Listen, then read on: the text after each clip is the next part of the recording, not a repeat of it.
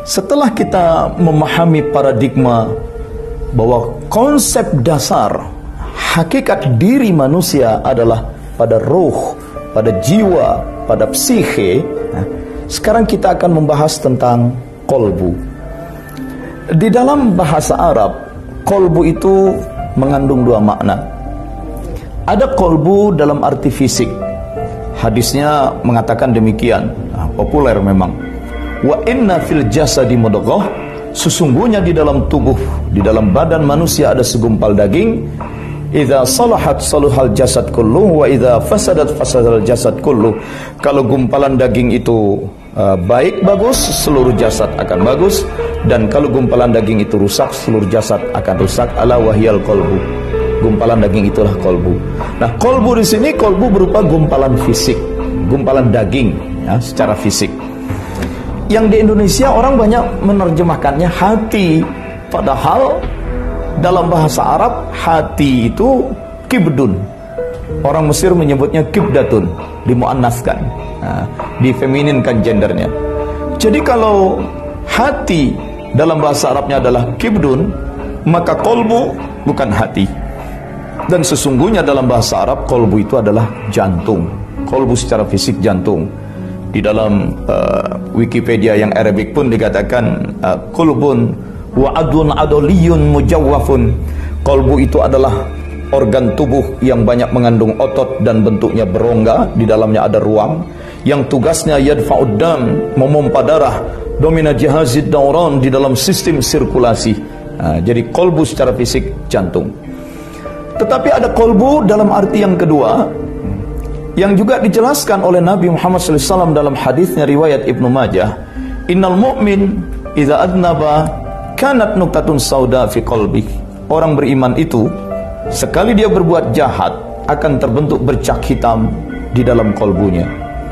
Ada kolbu yang kalau orang berbuat jahat, berbuat dosa, di dalam kolbu itu terbentuk bercak-bercak hitam. Kenyataannya orang-orang jahat sekalipun setelah mati, diotopsi, dibelah dadanya, ternyata jantungnya tidak hitam.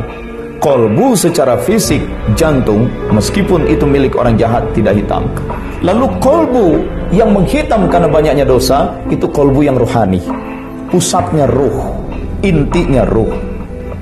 Bahasa Arab pun menyebutnya sebagai lubbun, lub, artinya core, kernel, ya, inti. Yang dalam bahasa Indonesia disebut hati nurani. Pusatnya ruh, pusatnya jiwa, itulah kolbu, itulah hati nurani.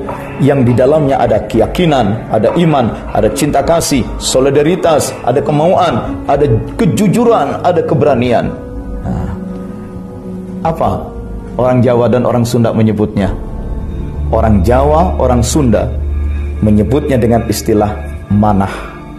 Pusatnya ruh, pusatnya jiwa, yang di dalamnya ada iman, kecerdasan, ada moralitas.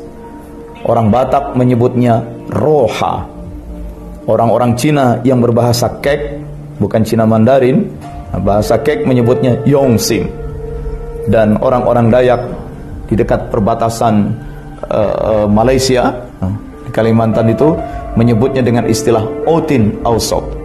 Jadi pada dasarnya manusia dalam kelompok etnik dan budaya yang berbeda, mereka sudah mengetahui bahwa setiap jiwa, setiap ruh memiliki inti, memiliki pusat, dan pusatnya ruh yang di dalamnya ada keyakinan, ada kejujuran, ada cinta kasih, ada semangat keyakinan, ya, itulah yang disebut dengan kolbu ruhani.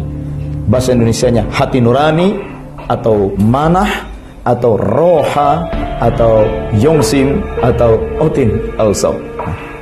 Bahasa Inggris menyebut kolbu yang bahasa Arab itu dengan istilah heart. Dalam Merriam-Webster Dictionary, kamus bahasa Inggris Merriam-Webster, heart itu pun dibedakan dua. Ada physical heart, heart secara fisik, a hollow muscular organ, organ tubuh yang hollow, yang berongga dan banyak mengandung otot, that maintains the circulation of the blood, yang mengendalikan sirkulasi darah.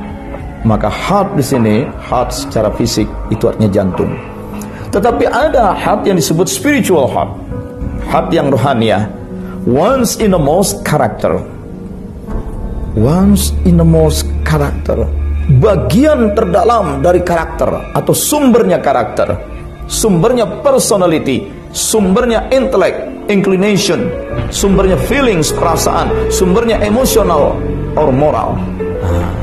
Jadi ada heart secara fisik yaitu jantung, sama bahasa Arab kolbu secara fisik juga jantung. Ada heart secara rohania, sama dalam bahasa Arab pun ada kolbu yang rohania. Itulah yang hati nurani, itulah yang manah kata orang Jawa atau orang Sunda, roha kata orang Batak. Itu jadi ada kolbu yang rohania, ada heart yang spiritual. Maka seorang kekasih yang berkata kepada kekasihnya yang lain, "You are always in my heart." Kau selalu berada di dalam, bukan di dalam heart secara fisik jantung, tapi selalu berada di dalam spiritual heart, di dalam memori, di dalam ingatan, dalam perasaan, dalam kenangan. Jadi terjemahan kolbu dalam bahasa Arab yang tepat dalam bahasa Inggris memang heart. Ada kolbu atau heart secara fisik, ada kolbu atau heart secara spiritual. Demikian penjelasan tentang kolbu.